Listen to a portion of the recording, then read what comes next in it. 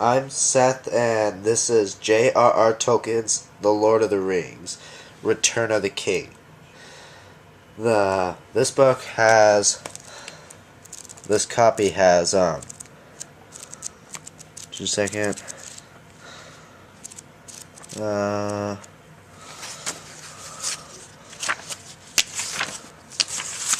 just about 1,000 pages in it. But all the books I read were this size, so I really don't know how many pages I read. So, yeah. The basic storyline of this book is, the people are all intertwined. So, in Gondor, Merry and the Rohirrim, they go to Gondor, and they fight with them, and same with Pippin and Gandalf, who are now all together again. And as they're fighting, Aragorn comes along with a host of dead people that promised Isildur that they would fight, and they didn't, so Isildur cursed them. So they fight to fulfill their curse, and they win a battle of Cormelian, which saves Gondor from dying. And then Aragorn, who's heir to Isildur, goes to Gondor and pretty much takes charge, although he's not fully in charge because he hasn't been crowned king yet.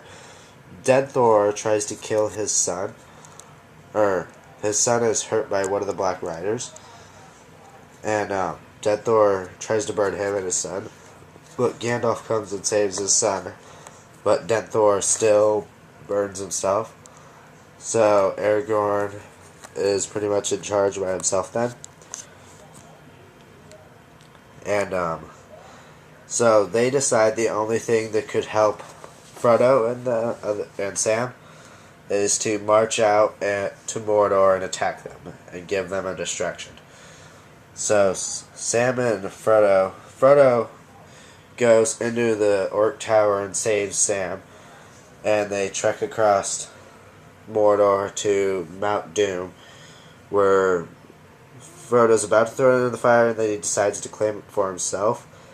But Gollum attacks, and Gollum bites the ring off Frodo's finger, but he falls into the lava, so the ring is destroyed.